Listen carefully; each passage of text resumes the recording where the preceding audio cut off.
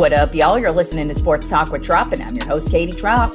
Well, before we get into things, I just wanted to let y'all know that today is going to be the last show for the next 2 weeks because I'm going to be headed to Europe for a couple of weeks. I'm going to be going to Amsterdam, to Germany, to Switzerland. I get to go see Taylor Swift again. I'm going to see her in Germany. So looking forward to that. But with that being said, that means there's not going to be shows for the next 2 weeks. We will be back on Monday, July 29th with more shows after today's show. But since, we're kind of in a little bit of sports fan purgatory, I decided I just am going to go ahead and drop off some topics on pretty much every sport that I discuss here. So let's go ahead and start it off with the Tropp 5 MLB second half storylines. Just some things that I believe are things we should be potentially looking at to maybe happening or looking forward to coming up in the second half, because the All-Star break is coming up next week.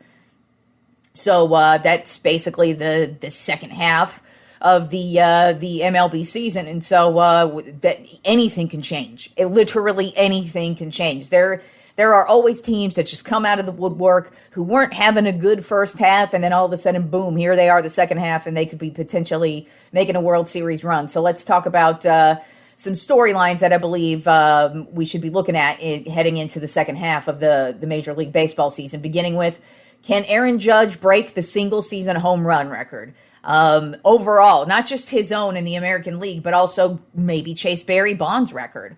Right now he is actually on pace to outpace what he did when he broke the American League single season home run record a couple years ago, when he won an MVP as well. He's also hovering in that Triple Crown area, because right now he's got a nice solid lead on the home run and the RBIs. He's looking real good in that department. It's just the batting average, I believe he's 8th. Last time I looked, he's batting like a 308 right now. So he's right in that wheelhouse. And if he just keeps it up, he's definitely going to be at least flirting with a Triple Crown.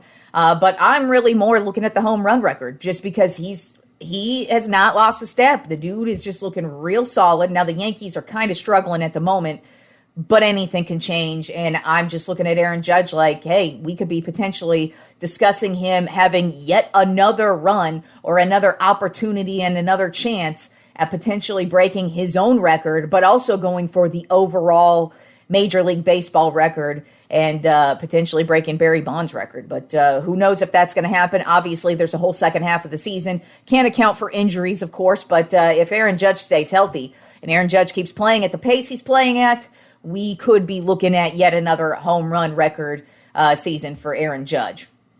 Then the second topic I'm looking at for here on the Tropp 5 MLB second half storylines, will the Astros or the Braves make a second half run? Both of these teams, they started off the first half pretty terrible. And you look at the Astros and Braves, they are both deep rosters. They have excellent baseball players who have won MVPs, who have won Cy Youngs, and they're also two teams who have won championships in recent history. So you always look at the Astros and Braves as being competitive teams, but this year it has not started off that way. The Astros now, they look like they're about to make a run, and I wouldn't be shocked if they make a run. The Braves have been hovering, and they've had their ups and they've had their downs, and they don't seem to get any level of consistency.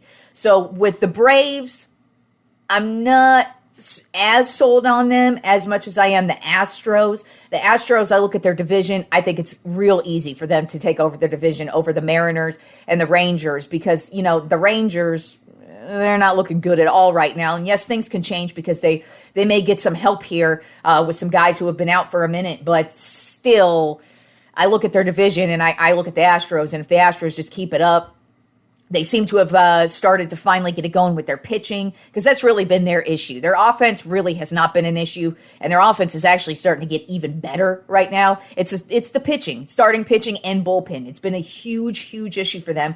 But I look at them and I go, yeah, I would not be shocked in any way, shape, and form to see the Astros make a run here. The Braves, I also wouldn't be shocked, but I feel like the Phillies are in their division, so I don't really think they have a shot at the division. But the wild card, of course, they're definitely in line for that.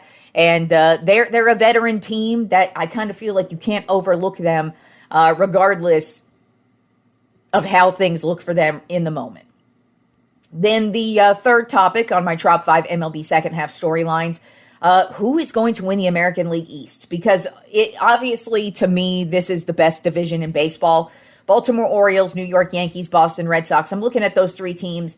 And, Boston more, I wouldn't say I'm sold on them at all. I wouldn't look at them as a championship caliber team just yet. As I mentioned, I kind of feel like with the Red Sox, they need to make a move here at the trade deadline for a potential player who could be a little bit of a game changer for them.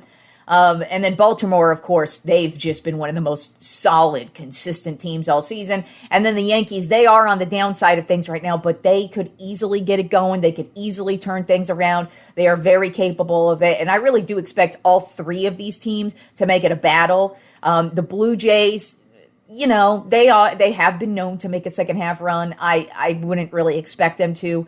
And then the Rays, they aren't really looking like they're going to be threatening at all. So I kind of look at these three teams, the Orioles, the Yankees, and the Red Sox to make this a battle to the bitter end, especially between Baltimore and New York. But Boston has really had a very interesting season. They've actually been one of the more consistent teams. They had no expectations coming into the year. It was kind of rocky to start the season, but for the most part, they have really held it down. Starting pitching has been solid. Bullpen's been pretty solid. They've been getting a lot of solid offense from Devers and O'Neill and Jaron Duran. So they've got some guys just coming out of the woodwork. And I look at Boston and I feel like they could fuck some shit up for some people, especially in this division. Then the fourth topic on my Trop 5 MLB second half storylines, can anyone stop the Phillies? To me, the Phillies are the best team in the league. While I've ranked Baltimore over them the last couple of weeks, it's more just what's happening in real time. But if you take a look at the Phillies, this team is stacked. First of all, they're only, 2 years removed from being in the World Series. Yes, they lost the World Series, but they still went. And then last year made a nice little run. And then this year, they look like the best team. I mean, their starting pitching is just flat out phenomenal. They have three dudes who are aces. And then you look at them offensively. Schwarber just came back from the injured list and is lighting it up. They just dominated the Dodgers. They just swept their fucking asses over this last week. I mean, the Phillies are just killing it. And I look at the Phillies and I go, who is going to beat them? Who's going to beat that starting pitching? Who is going to beat that lineup, that batting lineup with the fucking killers they have? You've got Trey Turner. You've got Bryce Harper. You've got Kyle Schwarber. You've got some really bad motherfuckers behind the plate. And then, of course, like I said, the starting pitching's great. The bullpen's great. The Phillies really don't have a weakness. So to me, it's going to take like an epic collapse from the Phillies to basically fall out of contention for me for being the favorite for the World Series at this point in time. And then the last topic on my Trop 5 MLB second half storylines, who is a potential sleeper team that I look at that has had either a rocky or just kind of low-level first half start, who potentially could be that team that I wouldn't say wins the World Series, but maybe hits the wild card and takes out a random team, or just makes a nice little playoff run to actually, or like end of the season run to win their division. And that potential sleeper team to me, I'm looking at is the St. Louis Cardinals. They've been, the Cardinals historically are actually one of the greatest franchises in Major League Baseball history. But over the past, I want to say, especially like 3 years, they've been a bottom of the barrel, low level shit team. I mean, it's weird because I'm always used to the Cardinals, even if it doesn't look like they're going to be good. You look at them and you go, well, they still have this ace, or they still have Albert Pujols when they had him, or they still have this guy, or they still have. You look at the Cardinals right now and they really haven't had that guy. Now, they do have Paul Goldschmidt, who has been their dude over the years, but he's been having a down year for Paul Goldschmidt. Now, don't be surprised, though, if he gets it going in the second half. And that's kind of what I'm looking at with St. Louis. They've slowly started to really put it together over the last couple of weeks. They are in a division where, yes, the Brewers have dominated it for the first half, but the Brewers are also a team that's just been known to blow it in the second half. The Cardinals do have some potential guys who could, carry them through a second half. You look at Sonny Gray, who's actually had a pretty solid year at the starting pitching role. He's obviously their ace right now. And then you have another guy who's just kind of appeared out of nowhere, Alec Burleson, who's just becoming a huge source of offense for them. And then you've got Gorman, who's actually been one of their top guys, especially with hitting home runs. And then, like I said, you look at Goldschmidt, and yes, he's having a terrible year so far, but he's a dude who can get hot. I'm not sure what his deal is this year. Maybe it's just, I don't know, maybe he's got some nagging injury that none of us are aware of or something, or maybe he's just getting old. Regardless, he's a dude you can't overlook. And so I kind of look at the Cardinals as being a potential sleeper team who could not only maybe win their division, but also maybe kind of be a team who makes a little bit of noise come postseason. All right, now moving on to the NFL and my top 5 NFL storylines for the upcoming season. Because guess what, y'all? Training camp starts next week. How fucking insane is that? It's always great when football is around the corner because, preseason starts next month. So we have some football right around the corner. So what kind of storylines do I think are going to dominate the season, or at least the beginning of the season? Number 1 to me is Aaron Rodgers. What's this dude going to look like? Because, he's coming off of a horrific injury. An Achilles injury is a horrific injury, and he's a 40-year-old quarterback. He's an old veteran. Now, Aaron Rodgers is still Aaron Rodgers. I expect him to come out and have a good season at least. Now, he plays for the Jets, and you never know what to expect from the Jets. But they have made some moves in the offseason, especially on the offensive line, which is what they really need to do because that's why he tore his Achilles last year. But so this is going to be technically Aaron Rodgers' first legit season with the Jets, and it's obviously going to be intriguing. He is a 4-time MVP. Is he going to be able to turn things around for the Jets? Are they actually going to be a legitimate team, or are they just going to fade off into existence and be a terrible loser trash team like they normally are? Who the fuck knows? But regardless, Aaron Rodgers is definitely going to be a storyline. I mean, he was a storyline even when he was injured. So obviously, for me personally, just seeing what he's going to do on the field and coming back from such a debilitating injury, it's just going to be interesting from that aspect to see what he could do. And also, if he can make the Jets look like a legitimate team, because at the end of the day, he's still Aaron fucking Rodgers. He's still one of the greatest quarterbacks of all time. And if he plays at the level that he plays at, who knows? We could be seeing the New York Jets make a playoff run. And that would be weird in and of itself. Then the second storyline on my top 5 NFL storylines for the upcoming season, Caleb Williams. Can he turn things around for the Chicago Bears? I mean, the Chicago Bears have historically never had a great quarterback, ever. There is not one quarterback you can look at and go, that is a GOAT. That is a game changer. That is a great guy. Yes, they've had some guys who are good quarterbacks.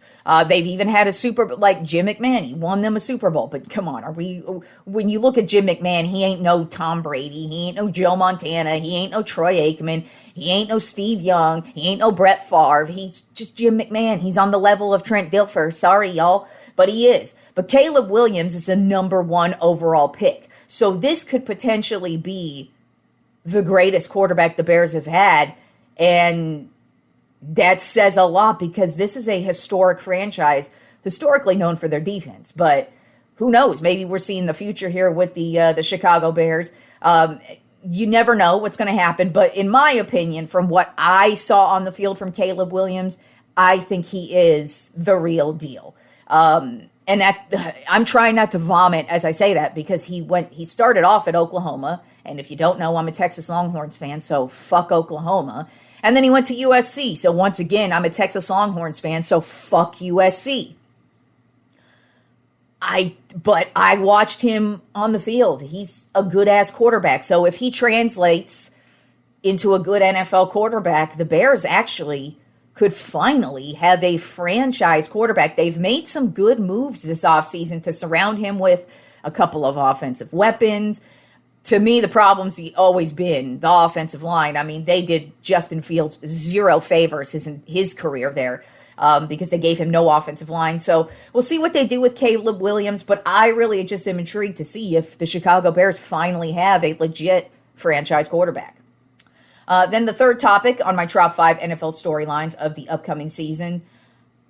The Texans are all in, or are they a one-season wonder?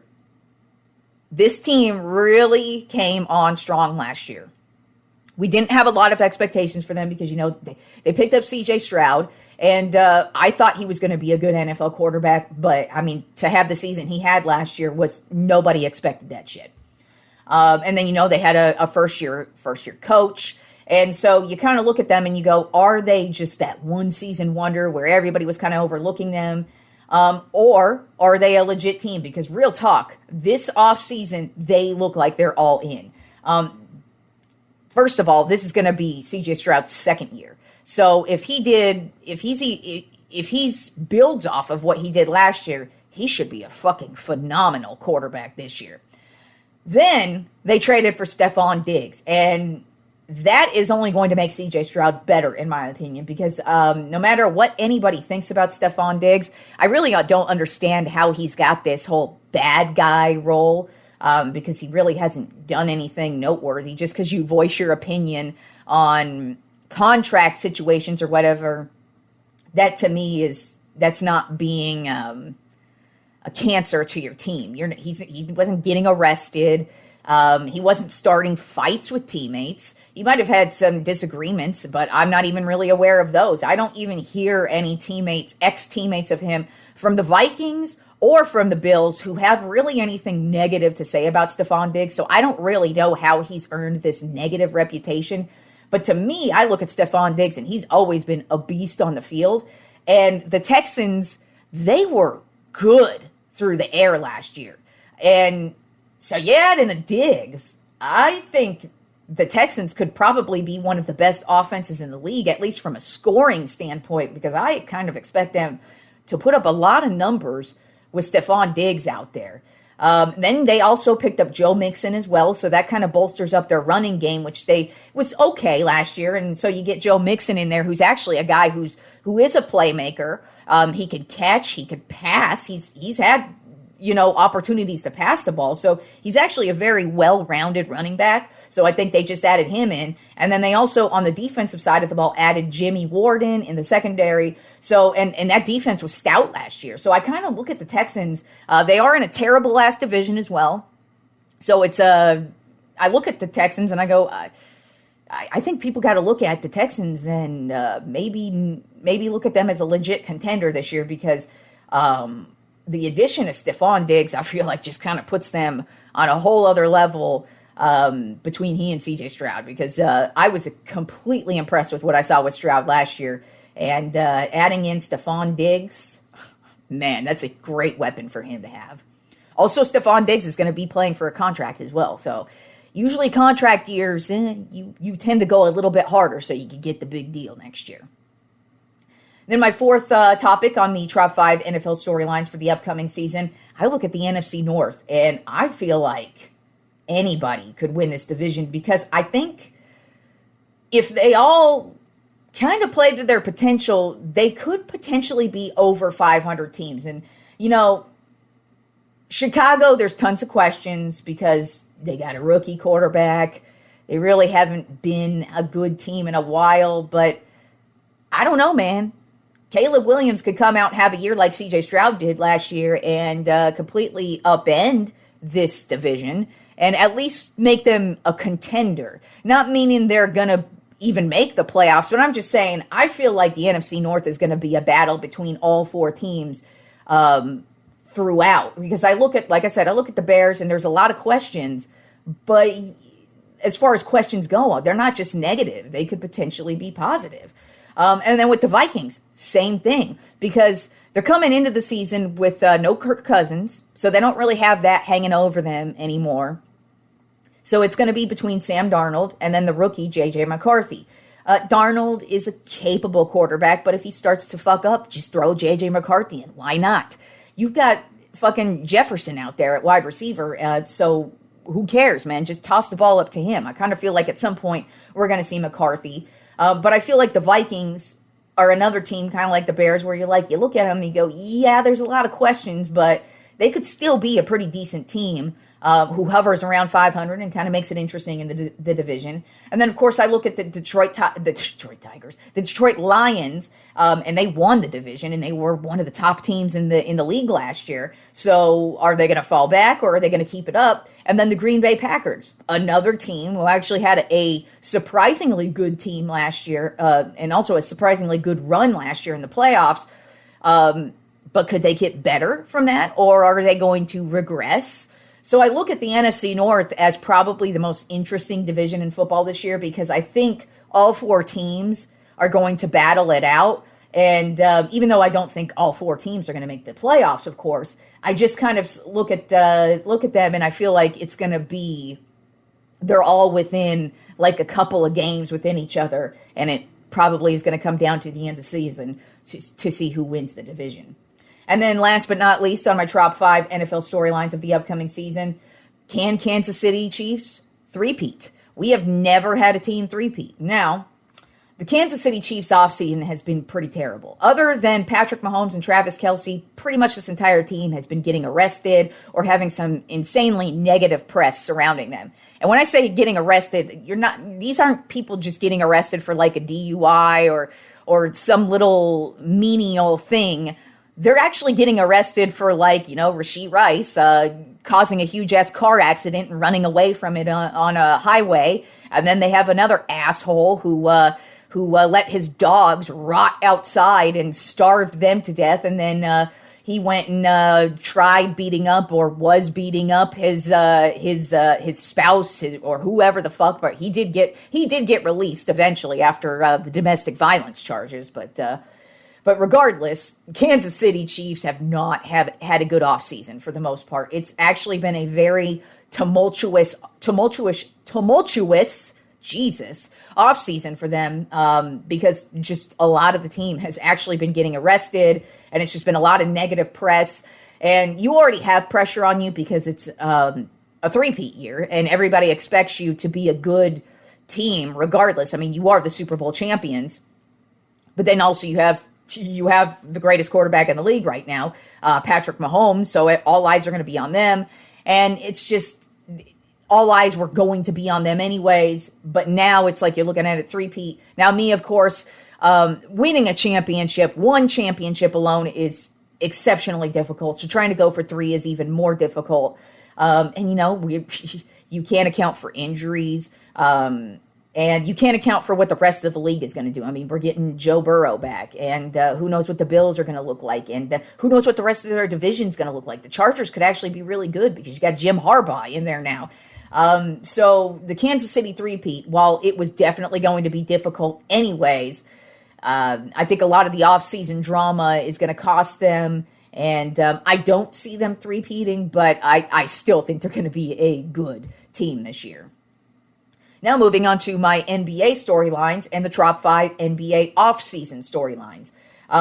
Most of these have to deal with trades or potential names out there for trades. So let's go ahead and start it off with the one that isn't about trades, and it's, will there be a rookie standout in the Summer League this year? Because in basketball, basically right after the draft, the Summer League begins. And a lot of people don't take a lot of stock into the Summer League, but if you actually are a basketball fan, you don't have to watch it, but if you want to pay attention, because if somebody's performing well in the Summer League, that is the best news you can hear, because it usually means their game is going to translate over well into the professional league.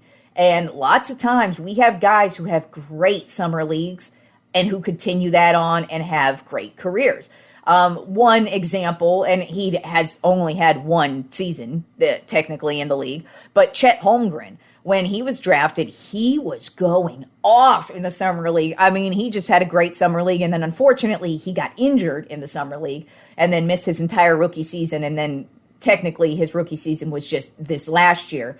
And he had a phenomenal year. So you look at somebody like Chet Holmgren, if their game translates over like that, well, then that's fantastic. And, like when I was talking about the NBA draft, there weren't a whole lot of names out there. There weren't a whole lot of standouts. So look at the Summer League this year, and I'm just throwing out a couple of different names that maybe people aren't looking at. One of them, of course, everybody's looking at, and that is, of course, is Bronny James. He's LeBron James' kid.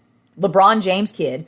So, of course, all eyes are going to be on him, regardless of what he does, what expectations people have for him. No matter what, eyes were going to be on Bronny. So far, his summer league has just been meh. He hasn't scored a lot of points, and it's just been meh. But you never know. What if he does have an excellent summer league and ends up being a standout? Then who knows? His game could translate over well. Now, it does look like he's actually going to end up being playing in the G League for the majority of the season. So for all of y'all who thought LeBron and Bronny were going to play on the same team, it doesn't look like it's happening this year, at least. Now, it might. It could potentially do that, but it actually looks like Bronny's headed to the G League from what I read as a Lakers fan. Another guy to point out who could potentially have a good summer league would be Zach Edey. I actually was kind of hoping the Lakers were going to draft Zach Edey. It didn't work out that way. I'm actually not upset with their draft pick at all, but I'm just saying he was the dude I was looking at who I thought was going to be a good addition for any team. Not saying he's going to be Chet Holmgren-esque, but I think he's definitely going to be a presence in the paint, and I think he could actually be the next at least good big man. I kind of see him being kind of like the Lopez brothers, being, not really going to take over a game and be the superstar of the team, but be all reliable. Be that guy you can always count on. Be the guy who's always in the middle, getting the rebounds. Be that guy who makes the big shot when necessary. And that's kind of how I look at Zach Edey, and maybe he could be that guy who's a standout in the summer league. And then another guy I'm looking at is Dillingham. Now, he ended up getting traded to the Minnesota Timberwolves in the draft, and I think this is a good pickup for the Timberwolves. He comes out of Kentucky, if I remember correctly. I always get Kentucky and Kansas mixed up because they're blue and start with K's, but I'm almost positive Dillingham comes out of Kentucky. And he's a good-ass guard. And, the Timberwolves were already a high-flying team last year. So if Dillingham is a standout in the summer league, watch out for the Minnesota Timberwolves next year, because this guy could just add a whole other layer to an already explosive offense. All right, then the second topic on my Trop 5 NBA offseason storylines, Trae Young. Are the Atlanta Hawks going to trade him, or are they going to keep him? Now, I kind of feel like this has been a storyline for about 3 seasons now. It looks like since they traded away DeJounte Murray, they're probably not trading Trae Young away.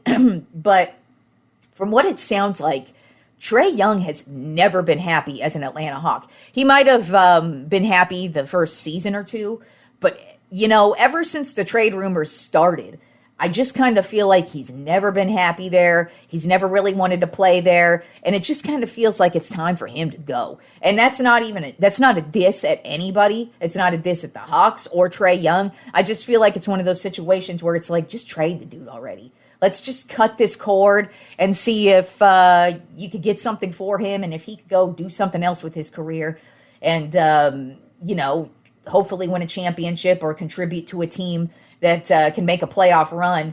But it kind of feels like every season, not just off season, but every season we hear the name Trae Young bubbling up, especially around the trade deadline.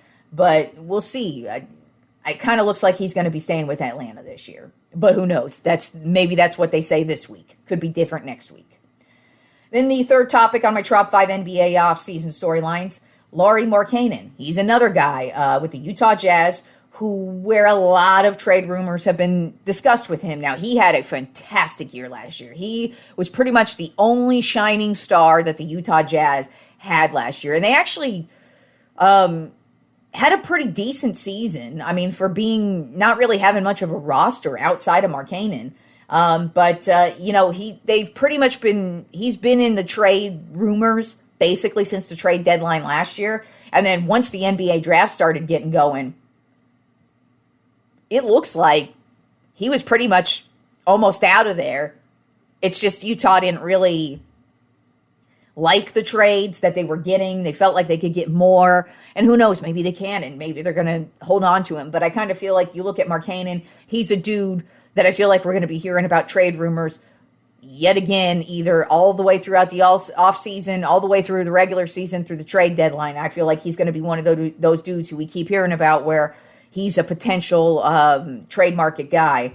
And I feel like he could make a difference on a lot of teams. Then number 4 on my top 5 NBA offseason storylines, another trade, Brandon Ingram of the New Orleans Pelicans. This is another one that more around the end of the season, these are when the trade rumors really started ramping up for him. Then the NBA draft rolled around, and then they really started to heat up, and now it pretty much looks like the Pelicans are trading away Brandon Ingram regardless. And in my opinion, because he used to play for the Lakers, I love Brandon Ingram. I think he is a solid, reliable dude. Now, always the question with Ingram are the injuries. But, I mean, that's the case with a lot of guys in the league right now.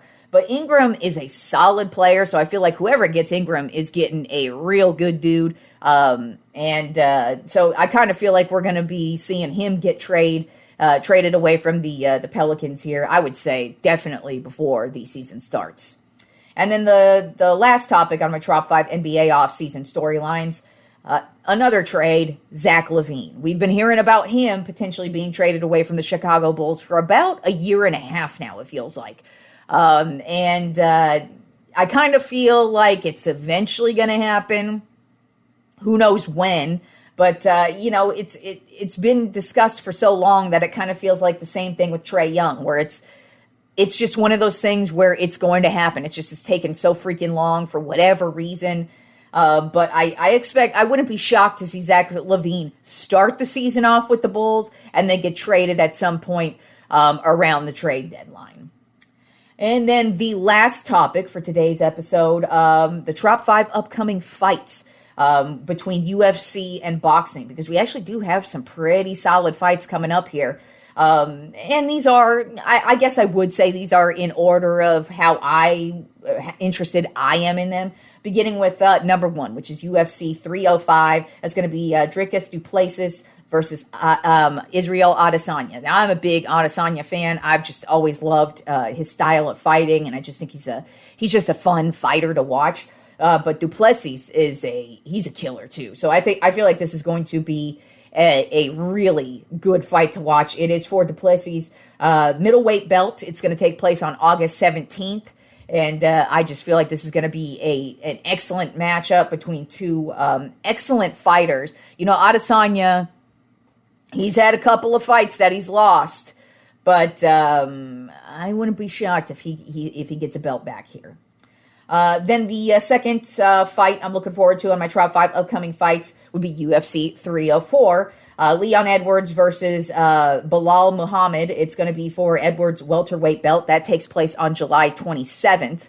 And then Leon Edwards, you know, he's just a dude who's taken the UFC by storm, just like Pereira. I kind of feel like these two dudes are very overlooked dudes who have just been making a name for themselves, and not a lot of people are taking them seriously.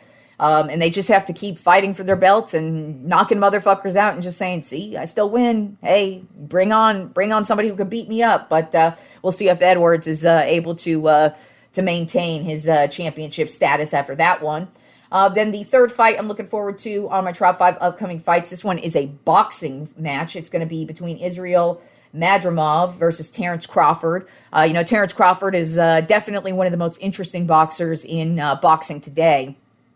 And they're going to be fighting for Madrimov's junior middleweight belt on August 3rd. Then the fourth top 5 upcoming fight, it hasn't technically been set yet. It was actually supposed to be set last year, but an injury, of course, delayed it. But basically, whatever John Jones' next fight is going to be, because it could potentially actually be his last fight. He has said that. John Jones, to me, is the greatest UFC fighter of all time. I enjoy his style of fighting. I love watching him fight, and he's a bad motherfucker.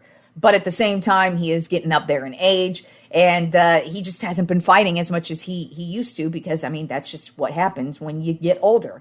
But regardless, even if the next fight is not his last fight, it's going to be a good one. Now, it was supposed to be against Stipe Miocic, and it's probably still going to be that, but it hasn't been confirmed. Nothing is set in stone, and there's been a lot of other rumors about who Jon Jones could be going up against. But regardless of who he goes up against, it looks like it's going to take place in November, and it could potentially be his last fight. And if it is, man, we could be seeing the greatest fighter go out at the top of his game. But also, if he gets knocked the fuck out, then maybe it won't be his last, but it could be. Who knows? Regardless, it is something on his mind. It is something he said. And whether it is his last fight or not, I'm looking forward to it because I'm a big Jon Jones fan. And then rounding out the top 5 upcoming fights, I've kind of avoided discussing this fight because I hate gimmick fights. I really, really, really hate the gimmick fights. Don't get me wrong. I get it. I get why we have them because, for one, boxing, like actual legit sanctioned boxing, it's so corrupt in so many fucking ways and always has been. And so many fighters have just been screwed over. But then also, it's not even just getting screwed over out of a win. It's that, like, they get screwed out of money. The promoters are terrible. And boxing has just been overshadowed by UFC, especially over the last 10 years, because the UFC actually knows how to keep people interested, and they have an excellent model on how they schedule things and just how they always keep the UFC up front, forefront, and they just continue to build. And if boxing were smart, they would figure out some way to take a model just like UFC, because boxing is great. It's not that we don't have good boxers. There are so many excellent boxers out there, but it's just that it's so corrupt and there's so many fucked up things about it that I understand why there's so many of these gimmick fights, because they make so much money because it's not in that boxing realm, and you get paid. And I can't argue against motherfuckers getting paid. I also can't argue, even though I hate these guys, the Paul brothers and what they've done with their boxing careers. I think they're terrible boxers, by the way. I've seen their form. I don't look at them and go, oh yeah, these guys could easily step in the ring with fucking Terrence Crawford. I just brought him up. You ain't stepping in the ring with Terrence Crawford. That guy will fuck you up. That's what I think about the Paul brothers. But as far as businessmen, they're fucking smart as hell. They've been putting on these boxing events that just get bigger and bigger, and they make so much fucking money from them that you can't blame a motherfucker like Mike Tyson for actually taking on this event. So Mike Tyson versus Jake Paul is supposed to happen November 15th. It was actually supposed to happen here in a week or two. But then, Mike Tyson had a problem with an ulcer, and it had to get delayed.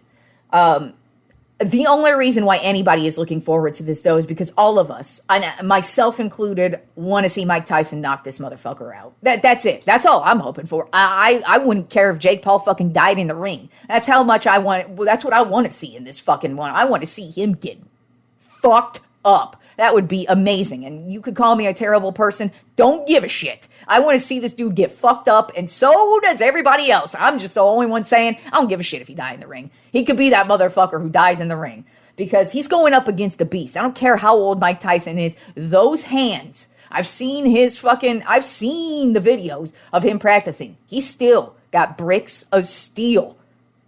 Bricks of steel. Yeah, I know that don't make much sense. Bricks of steel are what Mike Tyson has for fucking fists. So all of us are looking forward to Jake Paul getting knocked the fuck out. Now, who knows if that's going to happen, because you just don't know. It's a fight.